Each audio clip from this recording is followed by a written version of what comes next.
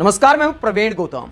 दोस्तों, टीवी 9 भारतवर्ष के इंटरव्यू में कांग्रेस छोड़कर बीजेपी में गए गौरव वल्लभ जिस तरह झूठ बोलते पकड़े गए और उसके बाद शर्मिंदा होने के बाद, बेइज्जत होने के बाद उन्होंने जो लॉजिक दिए, वो सवाल उठाता है कि क्या बीजेपी में जाने के बाद नेताओं के लिए व्हाट्सएप यूनिवर्सिटी का इतिहास ही सच्चा इतिहास हो जाता है।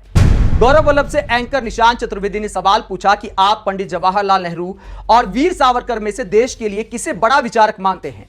तो गौरव वल्लभ बुरे फंस गए।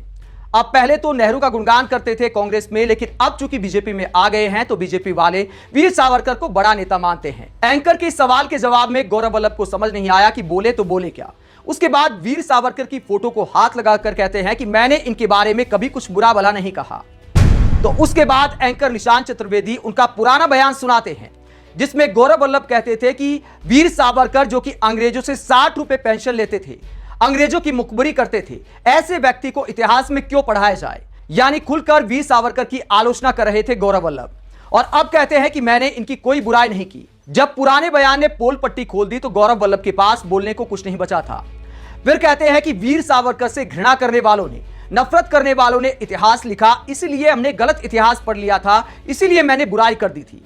तो क्या अब बुढ़ापे में आकर, अधेड़ उम्र में आने के बाद गौरव वल्लभ सच्चा इतिहास पढ़ रहे हैं, या फिर बीजेपी में जो व्हाट्सएप यूनिवर्सिटी का इतिहास प्रचार प्रसार किया जाता है उसे ही गौरव वल्लभ ने अब सच्चा इतिहास मान लिया है?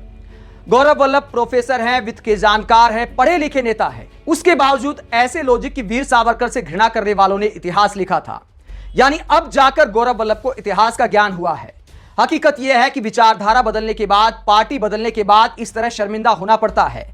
जब सोशल मीडिया के जमाने में 21वीं शताब्दी की राजनीति में पुराने बयान चलाए जाते हैं, हालांकि पुराने बयानों पर भी अब नेताओं को शर्म आनी बंद हो गई है। आप गौरव वल्लभ के इस तरह पलटी मारने को लेकर क्या सोचते हैं और इतिहास के बारे में उन्होंने जो लॉजिक दिए, क्या इस उम्र में इतिहास का नया ज्ञान हुआ है? कमेंट बॉक्स में अपनी राय जरूर दें। अगर आप हमारी पत्रकारिता को पसंद करते हैं तो थैंक्स के ऑप्शन का इस्तेमाल करें, वीडियो को लाइक करें, चैनल को सब्सक्राइब करें। नमस्कार।